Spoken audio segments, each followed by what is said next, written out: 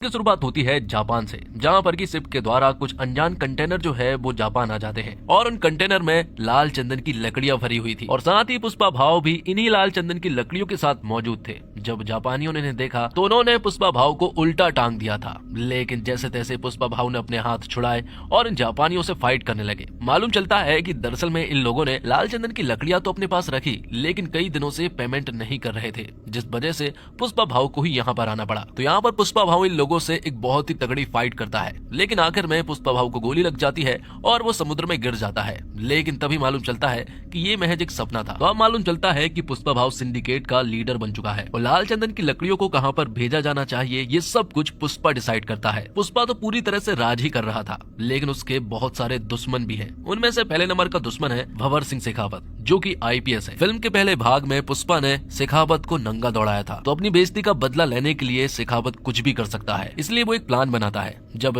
पुष्पा के लड़के जंगल में जाकर लाल चंदन की लकड़ियों को काटने जाते हैं तो यहाँ पर भंवर सिंह शेखावत भी मजदूर के रूप में उनके साथ मिल जाता है और जब वो वहाँ पहुंचा तो इन सभी को प्लान बनाकर अरेस्ट कर लिया था, क्योंकि लाल चंदन की तस्करी में हमेशा पुष्पा बच जाया करता था क्योंकि उनके पास कोई भी सबूत नहीं थे। शेखावत इन मजदूरों को बुरी तरह से मारता है और इन सभी 230 मजदूरों को जेल में डाल देता है, जिसके बाद एंट्री होती है पुष्पा भाव की, जो कि पुलिस स्टेशन पहुंचते हैं। लेकिन वहाँ पर शेखावत मौजूद नहीं था, लेकिन कुछ इंस्पेक्टर मौजूद थे। यहाँ पर पुष्पा भाव सारे मजदूरों को लेने के लिए नहीं आए थे, बल्कि सिर्फ और सिर्फ सीनू को लेने के लिए आए थे, क्योंकि आज उसकी शादी है। जब पुष्पा यहाँ से सीनू को ले जाने लगा तो उसने देखा कि सीनू के ऊपर बहुत सारे चोट के निशान हैं। जब उसने अपने सारे मजदूरों को देखा तो उसका दिमाग खराब हो गया, क्योंकि पुष्पा के सारे मजदूरों को शेखावत ने जंगल में बुरी तरह से मारा पीटा था, जिस वजह से वो बुरी तरह से इंजर्ड थे। ये देखकर पुष्पा भाव पुलिस इंस्पेक्टर से कहता है कि इन लोगों पर शेखावत सर ने हाथ उठाया है, इसका मतलब कि आपने पुष्पा के ऊपर हाथ उठाया है, इसलिए वो यहाँ से इन सभी को लेकर जा रहा है। ये देखकर इंस्पेक्टर और बाकी पुलिस वाले कहते हैं कि अगर आप इन सभी लोगों को लेकर चले जाएंगे तो साथ ही हमारी नौकरी भी चली जाएगी।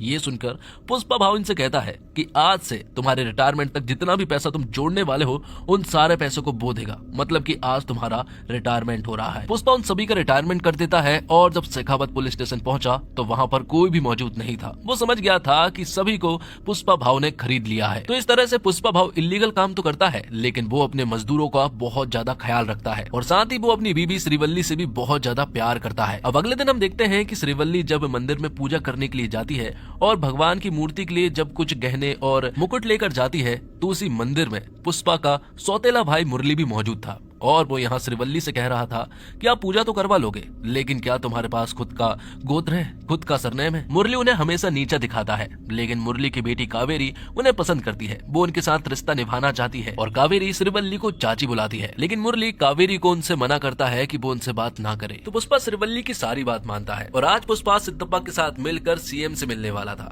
इसलिए श्रीवल्ली यहाँ पर पुष्पा से कहती है कि अगर तुम जा ही रहे हो तो सीएम के साथ फोटो खिंचा कर लाना, ताकि हम उससे फ्रेम कराकर हॉल में लगाएंगे। पुष्पा ने अपनी पत्नी से वादा कर लिया था, लेकिन जब वो वहाँ पहुंचा तो वहाँ कुछ और ही हो गया। पुष्पा भले ही सिंडिकेट की ओर से सीएम को फंडिंग देता है, लेकिन सीएम यहाँ पर पुष्पा के साथ फोटो क्लिक नहीं करवाता है। उनका मानना ये है कि जूती जो है वो पैर में ही रहना चाहिए, उन्हें हाथ में नहीं पहना करते। साथ ही उन्होंने श्रीवल्ली के बारे में भी एक दो बातें बोल दी थी। ये देखकर यहाँ पर पुष्पा को बिल्कुल भी अच्छा नहीं लगा था। बाहर आने पर पुष्पा ने सिद्धप्पा से कहा कि अगर आप सीएम होते तो क्या आप भी मेरे साथ फोटो नहीं क्लिक करवाते? जिस पर कि सिद्धप्पा कहता है कि मैं चाहे कुछ भी बन जाऊं, मैं तेरे साथ फोटो जरूर क्लिक करवाऊंगा क्योंकि तू मेरा भाई है। तब यहाँ पर पुष्पा ने उनसे कहा तो फिर सीएम बनने की तैयारी कर लो। पुष्पा सिद्धप्पा से एकदम सीधा सवाल पूछता है कि सीएम बनने के लिए लगभग कितने रुपए की जरूरत पड़ेगी? सिद्धप्पा यहाँ पर कहता है कि लगभग 100 करोड़ रुपए की जरूरत पड़ेगी। पुष्पा यहाँ पर उससे कहता है कि मैं तुम्हें 500 करोड़ दूंगा, लेकिन सीएम तुम्हें ही बनना होगा। जिसके बाद सिद्धप्पा सेंट्रल मिनिस्टर से मिलने के लिए जाता है, क्योंकि पुष्पा ने ही सिद्धप्पा से कहा था कि वो सेंट्रल मिनिस्टर से मिले।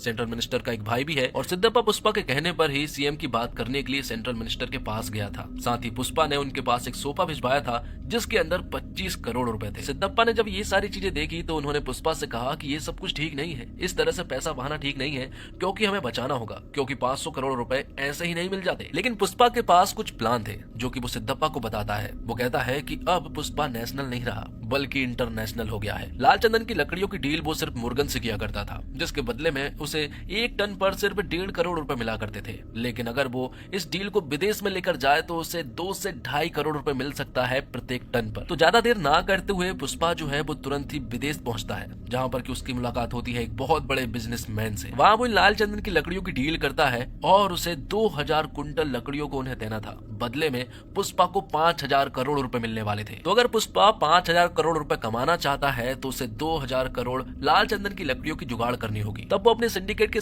सारे मेंबर को एक्टिव कर देता है और उनसे कह देता है कि सारे जगह से मुझे लाल चंदन की लकड़ियां चाहिए है। तो सिंडिकेट के सारे मेंबर जो है वो लाल चंदन की लकड़ियों की जुगाड़ करने लगते हैं और वो लाकर वो पुष्पा को देने वाले थे। लेकिन तभी एंट्री होती है मंगल सीनू और उसकी वाइफ की। इन लोगों को मालूम चल जाता है कि पुष्पा जल्द ही 2000 कुंटल लाल चंदन की लकड़ियों को बाहर भिजवाने वाला है। वो ये बात शेखावत से जाकर कहते हैं ताकि शेखावत उन्हें जब्त कर ले। साथ ही मंगल सीनू और उसकी वाइफ शेखावत से ये भी कहते हैं कि वो सिंडिकेट के मेंबर को डराए धमकाए ताकि सारे सिंडिकेट के मेंबर डर जाएं और वो ये काम ना करे। बात कुछ ऐसी है कि मंगल सीनू खुद ही इस सिंडिकेट का प्रेसिडेंट बनना चाहता है। तो भंवर सिंह को जब ये बात मालूम चली तो उसने सारे चेक पोस्ट पर नाकाबंदी करवा दी। तभी चेक पोस्ट पर एक लाल चंदन से भरा ट्रक पहुंचा। शेखावत वहां पहुंचा और इस बार उसने बिल्कुल भी रहम नहीं की और उस सारे के सारे ट्रक को उसने जला दिया था। साथ ही सिंडिकेट का मेंबर जब यहाँ पर पहुंचा तो यहाँ पर भंवर सिंह ने उसे मौत के घाट उतार दिया था, जबकि मंगल सीनू चाह रहा था कि बस वो उसे डराए धमकाए। लेकिन भंवर सिंह कहता है कि उसका डराने का अंदाज थोड़ा अलग है। अगर मैंने इसे मार दिया है तो सिंडिकेट के बाकी मेंबर भी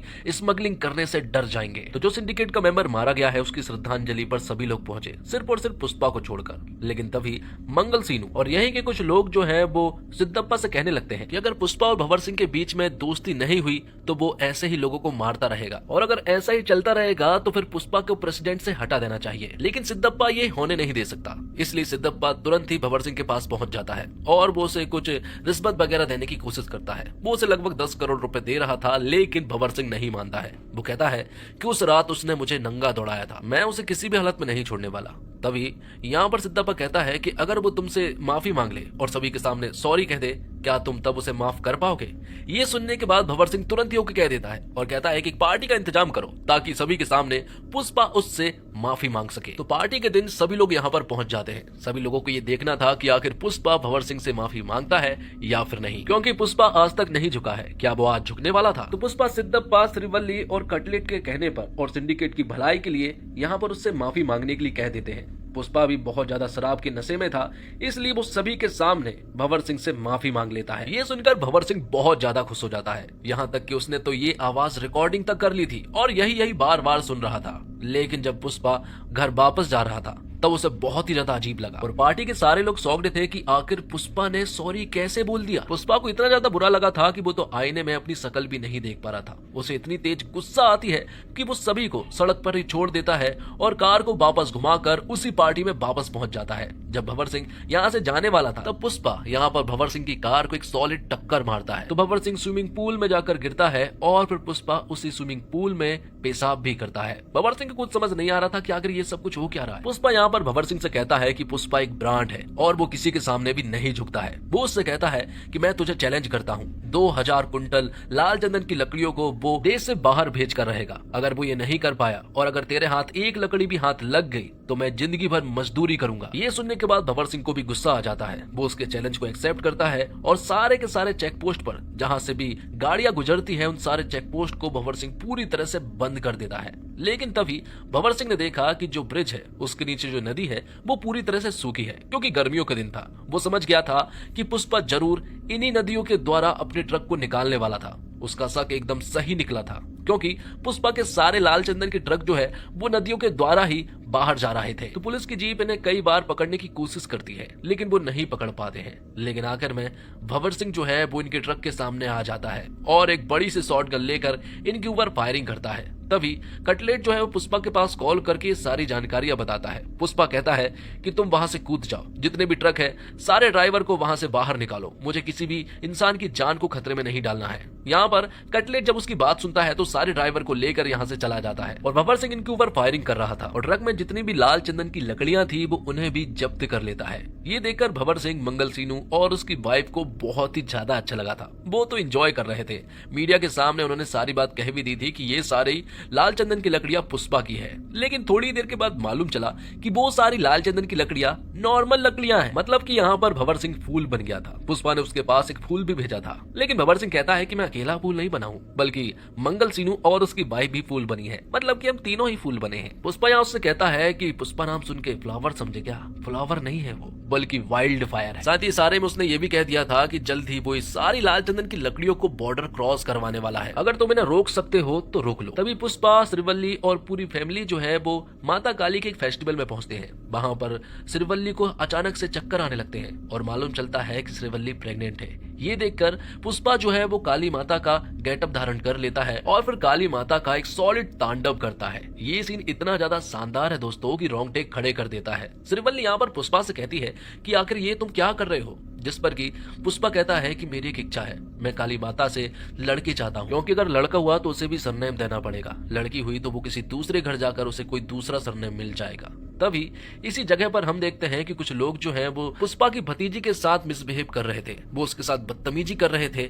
ये देखकर पुष्पा को बहुत तेज गुस्सा आ जाता है और वो इन लोगों से फाइट करना स्टार्ट कर देता है। ये सारे एक्शन सीक्वेंस बहुत ही कमाल के थे क्योंकि सारे एक्शन इमोशन से भरे थे। लेकिन तभी यहाँ पर मुरली आ जाता है और वो पुष्पा से कहता है कि अगर तुम ये सब कुछ कर दोगे तब भी तुम्हें तुम्हारे बाप का नाम नहीं मिलेगा। तुम्हें ऐसा लग रहा है कि तुम हमारे साथ हो जाओगे? ऐसा कुछ भी नहीं हो सकता। तुम हमेशा अनाथ थे और हमेशा रहोगे, तुम्हारा कोई भी नहीं हो सकता है। श्रीवल्ली को जब ये सारी बातें सुनाई थी तो उसने यहाँ पर मुरली को बहुत ही ज्यादा चिल्लाया। बाद में कावेरी के साथ जिन लोगों ने बदतमीजी की थी और मिसबिहेव किया था उन लोगों को मुरली ने अधगंजा करवा दिया था। अब आगे हम देखते हैं कि मंगल सीनू और उसकी बीबी और भंवर सिंह शेखावत सीएम के पास पहुंचे। उन्होंने उन्हें बताया कि अगर ये लाल चंदन की लकड़ियां बॉर्डर क्रॉस कर जाती हैं तो तुम्हारी सीएम की गद्दी भी खतरे में है, क्योंकि उससे 2000 से 5000 करोड़ रुपए की फंडिंग आने वाली है और ये सारी फंडिंग के द्वारा आप सीएम से हट सकते हैं। तब सीएम उन्हें तुरंत ही आदेश दे देता है कि वो लाल चंदन की लकड़ियों को बॉर्डर क्रॉस कर जाने से रोके। तो ये सारी लाल चंदन की लकड़ियां रामेश्वरम से होते हुए श्रीलंका जाने वाली थी, क्योंकि रामेश्वरम से श्रीलंका सिर्फ और सिर्फ 18 किलोमीटर की दूरी पर है।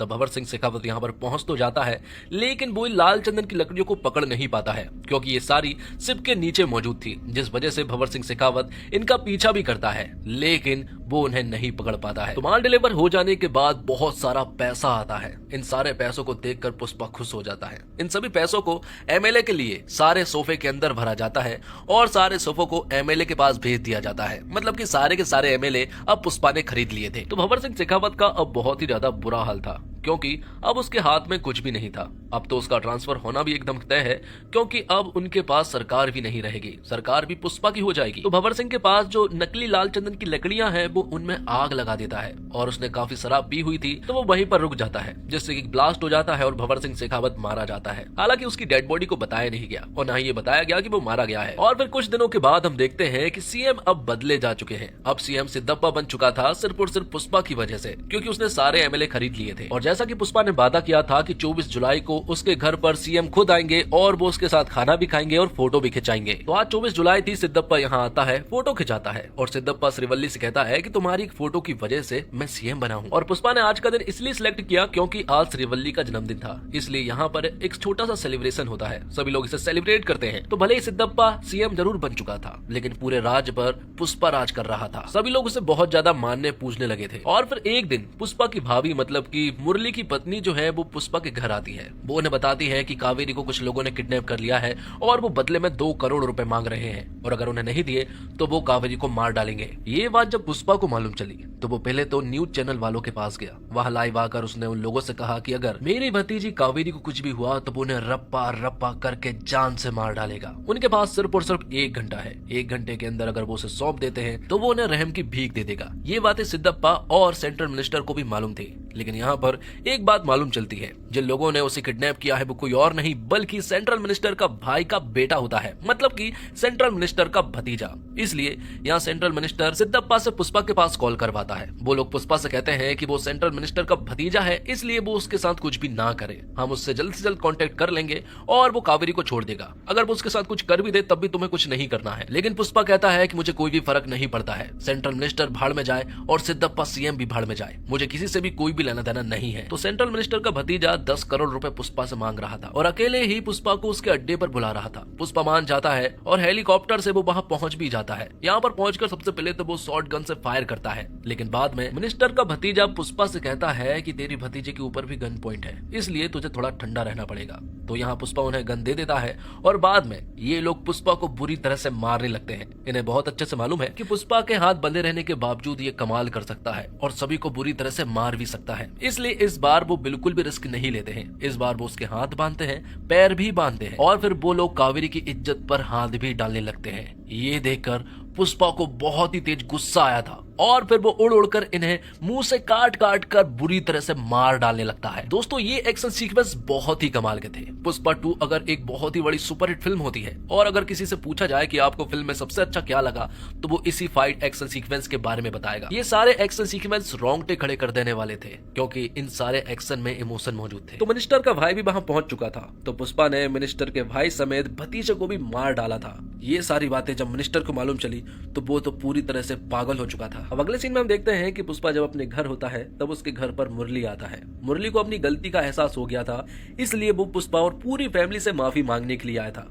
वो कहता है कि मुझे बहुत अच्छे से मालूम चल गया है कि आप ही मेरी फैमिली हो, मैं सिर्फ यहाँ पर कावेरी का कार्ड देने के लिए आया हूँ क्योंकि उसकी शादी होने वाली है और कावेरी ने मुझसे कहा है कि अगर पुष्पा भाव इस शादी में नहीं आते हैं तो मैं मंडप में नहीं बैठने वाली। तब श्रीवल्ली यहाँ पर पुष्पा को बताती है कि सारे कार्ड पर माँ का नाम है और साथ ही तुम्हारा नाम भी है, वो भी पिता समेत। ये देखकर पुष्पा बहुत ज्यादा इमोशनल हो जाता है। उसके बीच आजू बाजू भीड़ लग जाती है उसे चुप करने के लिए, क्योंकि पुष्पा को ऐसा रोता हुआ किसी ने भी बहुत कम देखा था। बाद में पुष्पा भी इन्हें माफ कर देता है और फिर अपनी पूरी फैमिली समेत वो कावेरी की शादी में पहुंचते हैं। सभी लोगों ने एक दूसरे को माफ कर दिया था और अब आगे बढ़ चुके थे और यहाँ मिनिस्टर के घर पर मातम छाया हुआ था क्योंकि मिनिस्टर का भाई और मिनिस्टर का भाई का बेटा जो है वो मारे गए थे। यहाँ पर एक आदमी आता है जिसके हाथ में पार्सल था। जैसे ही वो मिनिस्टर के पास उसे लेकर आता है, अचानक से उसे एक आदमी पहाड़ी पर से ब्लास्ट कर देता है और यहीं पर यह फिल्म खत्म हो जाती है। वो आदमी कौन था ये नहीं बताया गया, लेकिन पुष्पा 3 का अनाउंसमेंट कर दिया गया है जिसका नाम है पुष्पा द रैम्पेज। तो दोस्तों ये पूरी तरह से मास इंटरटेनर है,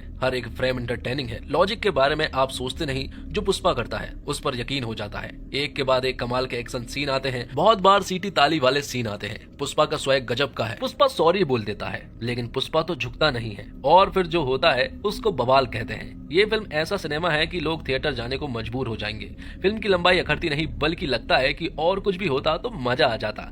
ये सिनेमा हॉल में देखने वाला एक्सपीरियंस है, जाकर लीजिए क्योंकि ऐसे सिनेमा से ही सिनेमा जिंदा है। सिनेमा में मास है और क्लास दोनों होंगे तो सिनेमा चलेगा। और अल्लू अर्जुन का काम बवाल है, वो आपको यकीन दिला देते हैं कि जो वो कर रहे हैं वो हो सकता है और पुष्पा कर सकता है। उनका स्वैग कमाल का है, वह हर फ्रेम में छाए हुए हैं। 5 साल की उनकी मेहनत साफ दिखती है। अल्लू अर्जुन ने हीरोगिरी और हीरोपंती के मायने बदल दिए हैं। उन्होंने अब लकीर बड़ी कर दी है। उनका काम बहुत जबरदस्त है और अब किसी हीरो को उनका स्वैग मैच करने के लिए बहुत कुछ बड़ा करना होगा। रश्मिका मंदाना का काम भी कमाल का है। अल्लू अर्जुन जैसे हीरो के सामने हीरोइन के करने को शायद कुछ नहीं होता, लेकिन रश्मिका अपनी छाप छोड़ जाती है। फहद फासिल ने भी जबरदस्त काम किया है। हीरो की हीरोगिरी तभी निकल कर आती है जब विलन जानदार हो और यहाँ पुलिस वाले के किरदार में फहद ने जान डाल दी है। जगदीश प्रताप भंडारी का काम अच्छा है। जगपति बाबू ने भी अच्छा काम किया है और सुकुमार की राइटिंग और डायरेक्शन दोनों शानदार है। उन्होंने एक ही चीज पर फोकस किया, स्वैग और इंटरटेनमेंट, और वो कामयाब रहे। वो जो बनाना चाहते हैं उससे भटके नहीं, यही उनकी कामयाबी है।